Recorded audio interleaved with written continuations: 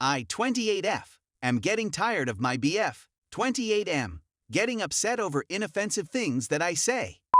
I'm presently on a walk trying to blow off steam. My boyfriend has a habit of getting offended by something I say. Last week I said my friend Sam wants to hang out with us soon. He wants to get to know you better. He's a good guy. We had a day-long fight about it because he said I went on and on about how Sam is a great guy after we had sex. It had been 20 minutes or so, but we were in bed talking and that made me upset. We had a day of fighting where he accused me of not being sensitive enough, and I accused him of reading too much into a single sentence. This is not the first time it's happened. We've been dating 8 months. We were LDR for a while and had maybe 5 fights in that time. 6 months. The last 2 months we've lived together. I'm in another country, and he came here to live with me. Last night, he was talking about when he goes back to his home country, he'll have to find a place, etc., and he doesn't know if he'll find temporary housing. I suggested him getting an apartment and breaking his lease. I have had to do this before and will do this next year as a matter of fact. It sucks, but that's how it works and we just gotta put up with it. This has turned into a day of us fighting with him, accusing me of taking him for granted, taking his job flexibility for granted. He can work anywhere, not caring enough, not being sensitive enough, you name it.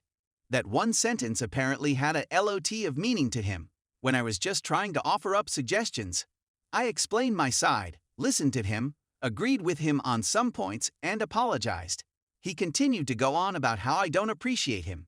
This is a theme in our fights. I say something wrong, he gets upset, he insults me without calling me a bad girlfriend outright. Gets mad that I get upset, then says he can't tell me how he feels and how it's always his fault and paints himself the victim. I'm livid. I've done so much for him and have been nothing but grateful he has moved here for me. I never asked him to. He wanted to, and he wants to come back in a few more months when his tourist visa is up. He has always been the one saying he has the money. His job is flexible. He wants to be here. Now he accuses me of putting pressure on him.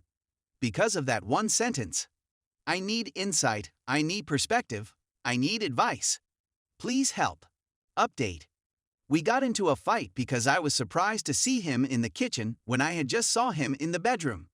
I said, "Oh, you're up." He responded by rolling his eyes, shrugging his shoulders and demanding, "Is that a problem?" I said of course not, I was just surprised, and went on to do the laundry. He left the kitchen and went into the bedroom. He gave me one-word answers when I tried talking to him. I guessed he needed time to himself, so I went into the living room to call my friend. As I was talking to her, I heard him leave the apartment.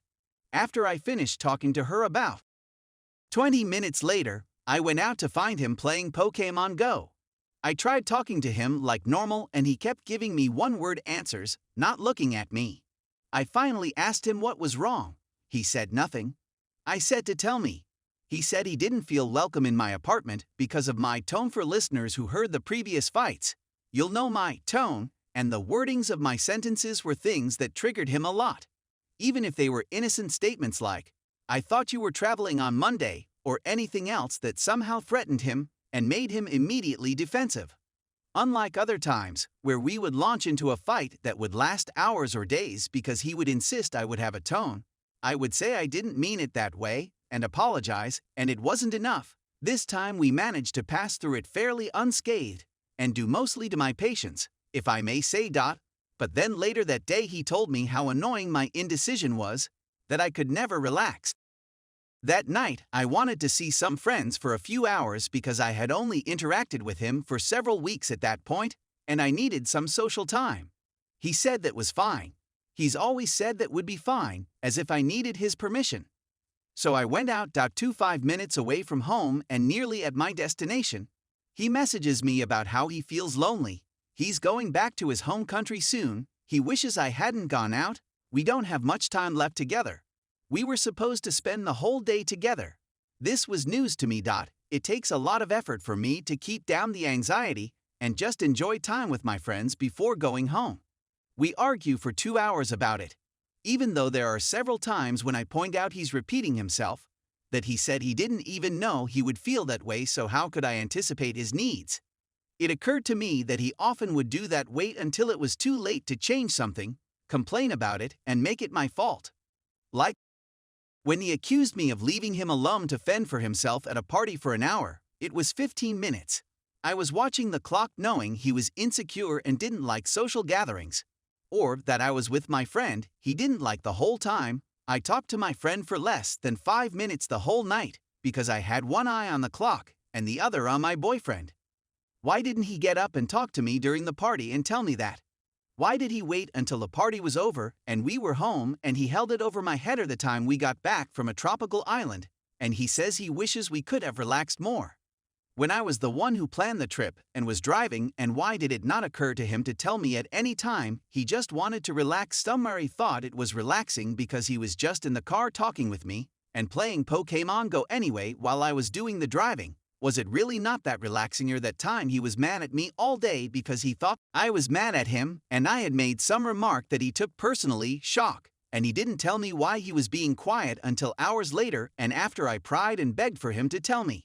This kind of all the time, you guys, the day of the reckoning. He finally leaves my country. He's back in his home country.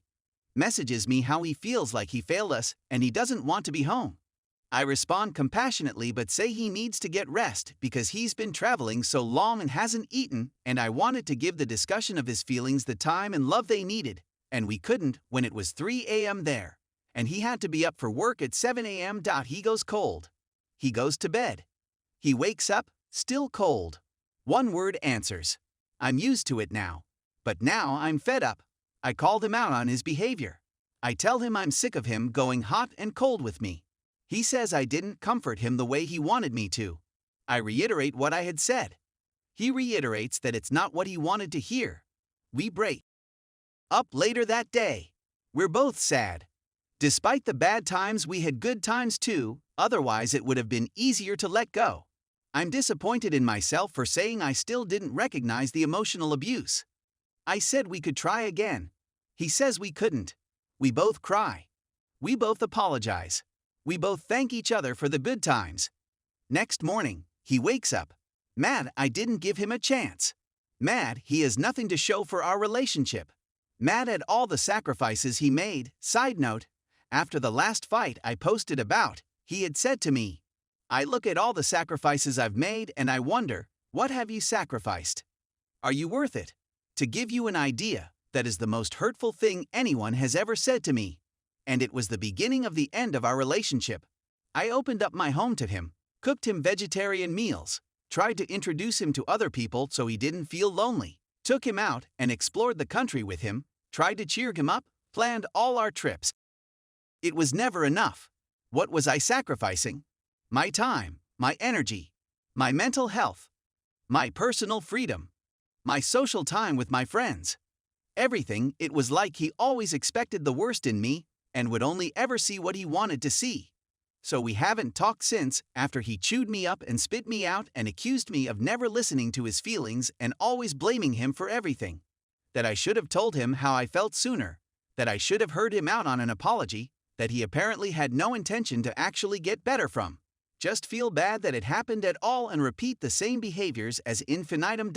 If any of this rings true to you, please get out. I started reading. Why does he do that? Since I saw it recommended on this sub several times a day.